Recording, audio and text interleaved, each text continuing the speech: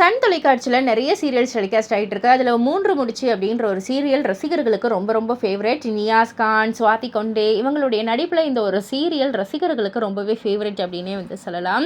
So சமீபத்தில் இன்டர்வியூவில் ஒரு விஷயத்தை வந்து 2 பேரும் பகிர்ந்துக்கிட்டாங்க. அதை பற்றி தான் இந்த பதிவில் நம்ம வந்து பார்க்க போகிறோம். அதாவது யார் வந்து ஷூட்டிங்கில் வந்து அதிகமாக டிமிக்கி கொடுப்பா அப்படின்ற மாதிரி வந்து கேட்டதற்கு நியாஸ் கான் வந்துட்டு டிமிக்கிலாம் கொடுக்கறது இல்லை, பட் ஆனால் எப்பயாவது எனக்கு வந்து கொஞ்சம் லேட் ஆகிடுச்சுன்னா நான் ஓப்பனாக சொல்லிவிடுவேன், ஜிம்லேருந்து வர லேட் ஆகிடுச்சு சார் அப்படின்ற மாதிரி நான் சொல்லிவிடுவேன்.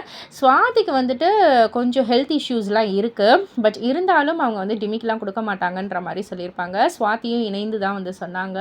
அவங்களுக்கு என்னென்ன ஹெல்த் இஷ்யூஸ் அப்படின்னு வந்து கேட்டிங்கன்னா, L4 L5 டிஸ்க் ப்ராப்ளம் இருக்குது அவங்களுக்கு.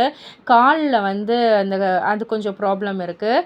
ப்ளஸ் அது மட்டும் இல்லாமல் கொஞ்சம் நியூரோ ப்ராப்ளம் இருக்கிறதால அடிக்கடி வந்துட்டு தலைவலியும் வரும், கேஸ்ட்ரிக் ட்ரபிளும் வந்து இருக்கும் அப்படின்ற மாதிரி வந்து சொல்லியிருந்தாங்க.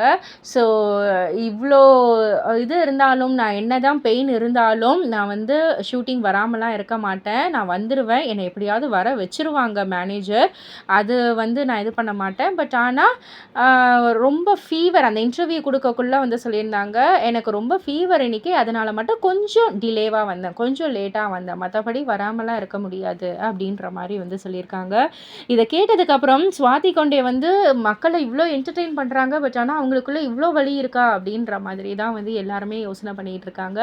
ஸோ எல்லோருமே அவங்களுடைய கருத்துக்களில் வந்து தெரியுது எந்த அளவுக்கு சுவாதி மேலே ஒரு லவ் அண்ட் அஃபெக்ஷன் வச்சுருக்காங்க அப்படின்னு சொல்லிட்டு.